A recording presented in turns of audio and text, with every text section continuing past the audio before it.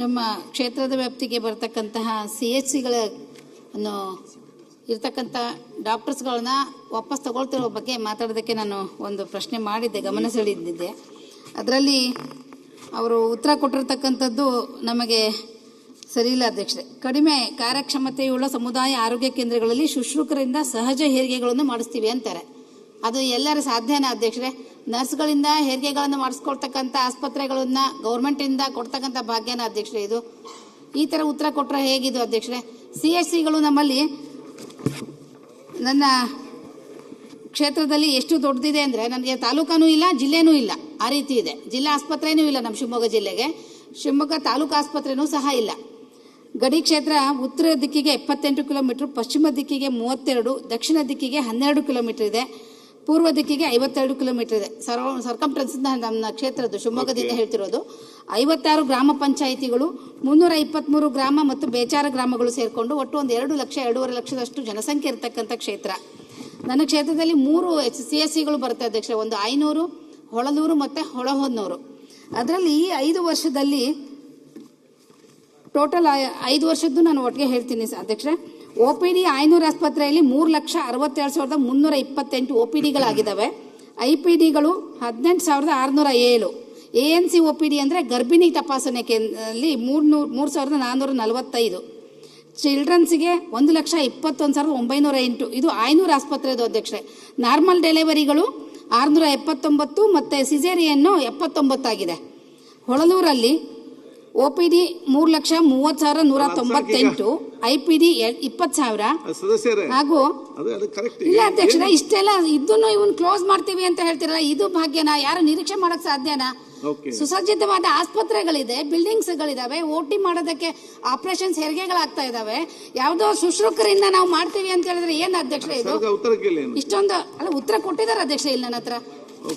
ಇಲ್ಲಿ ಹೇಳಿದ್ದಾರೆ, ಅವರು ಹೇಳ್ತಾ ಇದಾರೆ ನೋಡಿ, ಶಿಶು ಆರೈಕೆ ಲಸಿಕಾ ಕಾರ್ಯಕ್ರಮ ಎಲ್ಲ ಮಾಡ್ತಾರಂತೆ. ಬರೀ MBBS ಡಾಕ್ಟರ್ ಮತ್ತೆ ನರ್ಸ್ಗಳು ಮಾಡ್ಕೋಬೇಕಂತೆ.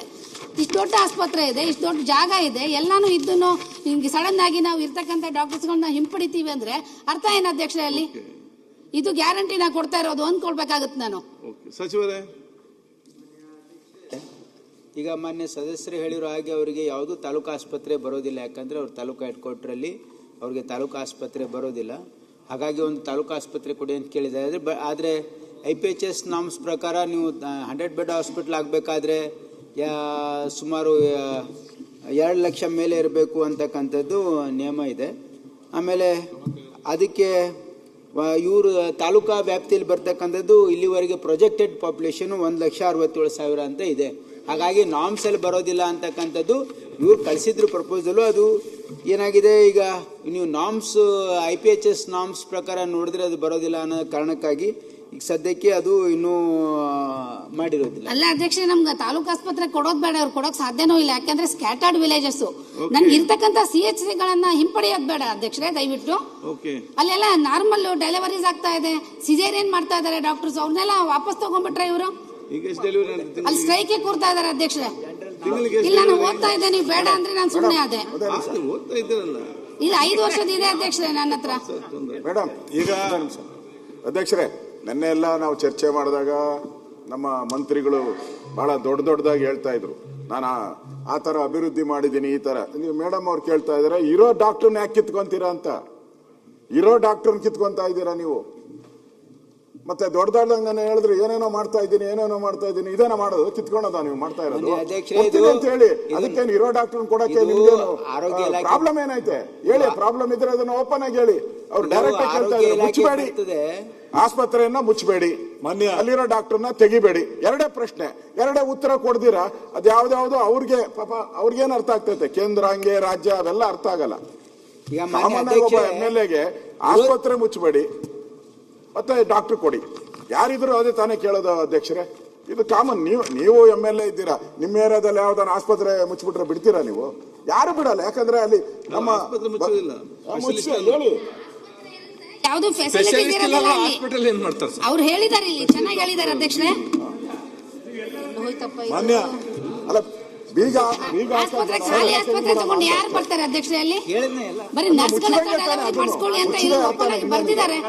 ಮೊನ್ನೆ ಯಾರು ಅಧ್ಯಕ್ಷರೇ, ಹೋಗ್ತಾರೆ ಇದನ್ನ?